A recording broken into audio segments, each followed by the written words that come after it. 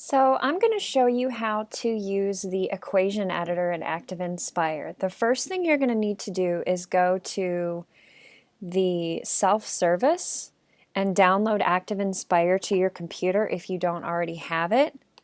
So you'll need to open self-service, and I'm pretty sure if you just type in Promethean, there you go. Type in Promethean and you can install or reinstall ActivInspire. And then once you do that, you'll have the application. Now, you see this little pie symbol? I have this in my menu bar. Some of you might not have that in your menu bar.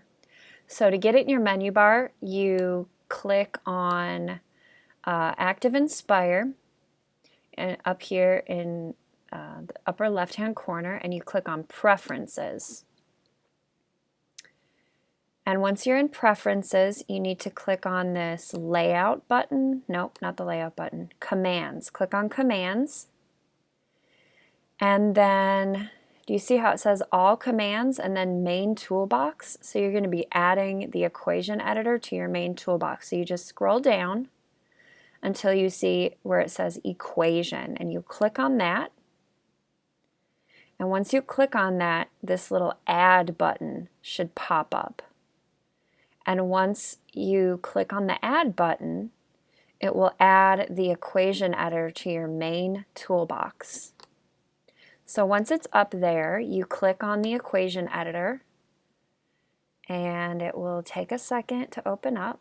Oh, no, then it'll give you the option to have the equation editor on your cursor. So now you click on anywhere on the background, and now the window will pop up. So here you can begin typing your equation in. So you just type f of x equals whatever you want to type. So for example, if I want to type a fraction, I have to click here and grab a fraction. So 1/3. See how I have to move my cursor up and down when I am in that fraction? Now I have to move my cursor to the right to get out of the fraction. X plus 2. And when I'm done typing my function, I just click OK, and then it'll pop on the background here. And see how it's really close to another function? So I want to move it, and I click on my little arrow key, and I just move it to wherever I want to put it. You can move your functions wherever you want to put them. You can click on them to see all the little corners, and you can drag those corners and resize them. You can also click on them and change their color if you want to. See?